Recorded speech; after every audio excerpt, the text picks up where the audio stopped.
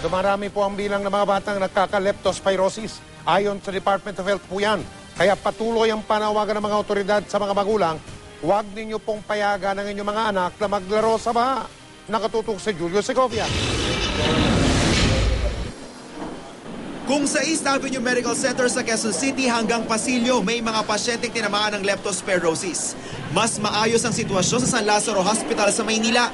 Bahagya raw kasing nabawasan ang bilang ng leptospirosis cases nila kumpara nung isang linggo. Pero patuloy naman daw ang pagdami ng mga batang tinatamaan nito. Gaya ng 8 taong gulang na si Carl Malone Nacion. Abot-abot tuloy ang pangaral ng kanyang nanay. Sinabi ko sa kanya, wag na siya maglaro-laro sa tulong-tulong na maglinis. Nakukuha ang leptospirosis sa paglusong sa baha na kontaminado ng ihi ng daga at dumi ng iba pang mga hayop. Baha po, kami po ay nagbote. 2 beses kami nagbote, tapos bigla akong nagkalip nga po. Lumaki. Ito, naramdaman ko ito yung ang hirap kumain.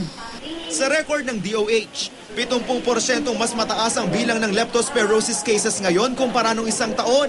Ayon sa mga eksperto, posibleng may leptospirosis ka kung abot na sa isang linggo ang lagnat.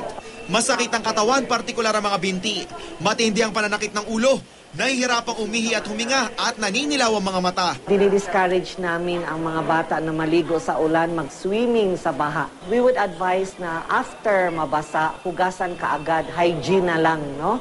Hugasan ang paa. Then kung sa tingin ninyo, duda kayo dahil may sugat kayo, maliit na sugat or maliit na abrasion, mas maganda po uminom ng gamot.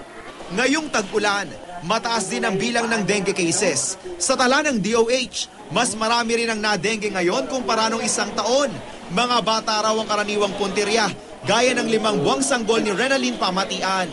So mahirap na pagbata ang pag ganyan naging sakit kasi hindi. Sobra po, kasi hindi po siya nakakapagsalita pa ng masakit. Kung anong nararamdaman niyo po. Kung 2 araw na raw nilalagnat, mainam na magpatingin na sa doktor.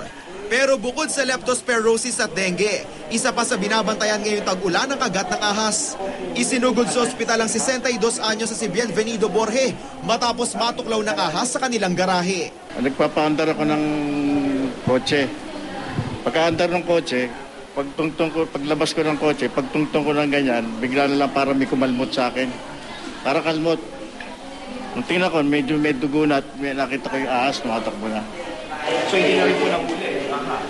Hindi na po eh. Biglang nawala na eh. Every day may mga snake bite cases po kami. Kasi ang mga ahas na ito are land snakes. So pag binabaha, aakyat din ang mga yan. Julio Segovia, nakatutok 24 oras.